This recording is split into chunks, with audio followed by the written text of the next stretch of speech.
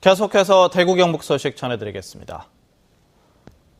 대구와 경상북도는 오늘 밤사이 내린 비가 대부분 그친 가운데 낮부터 차차 개겠습니다. 밤사이 내린 비의 양은 대구 3.5mm를 비롯해 봉화 23.5, 문경 22, 구미 포항 1.5mm 등으로 경북 북부 지역으로 많았습니다.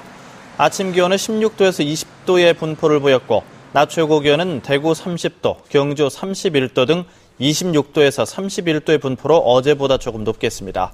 오늘과 내일 지역에 따라 옅은 황사가 나타나는 곳이 있겠고 일부 내륙 지역에는 안개가 끼는 곳이 있어 차량 운행에 주의가 필요합니다.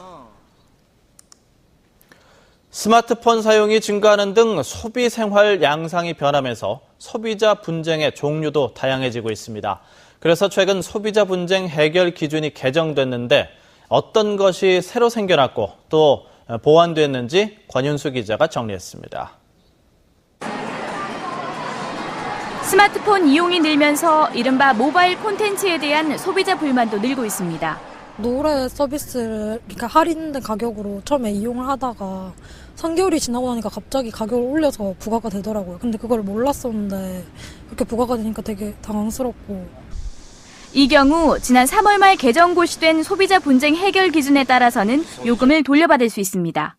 소비자의 동의 없이 무료 이용 기간이 경과한 후 유료로 전환하거나 대금 자동 결제 시 결제 사실을 사전에 소비자에게 알리지 않고 이용 요금을 받아가는 사례들이 빈번하게 발생하여 그동안 공원묘지와 납골당 이용과 관련한 분쟁 해결 기준이 없었는데 이용 기간별 해지 환급금이 제시됐습니다.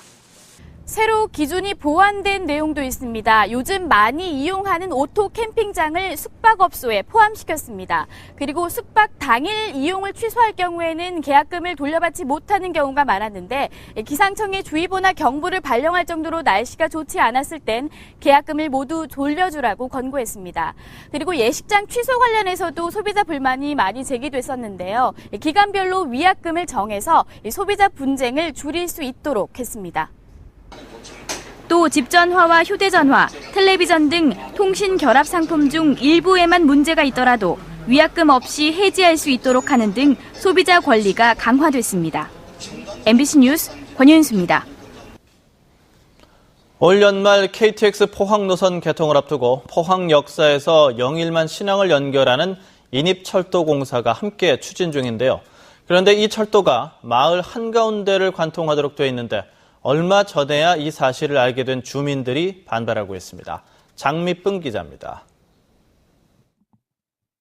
포항 신역사에서 영일만 신항까지 화물열차가 다니게 되는 인입철도는 11.3km로 오는 2018년 완공 예정입니다. 문제는 이 철도 250m 구간이 포항시 흥해읍 곡강리 마을을 관통하도록 설계돼 있다는 점입니다. 하지만 주민들은 사업이 완전히 승인되고 마을의 측량 깃발이 꽂히고 나서야 뒤늦게 이 사실을 알게 됐습니다. 돈 나오니도 돈 나와도 여보시오 남은 밥 복판에 이래 보면 어야 된 집 뒤에도 밭이 있거든요.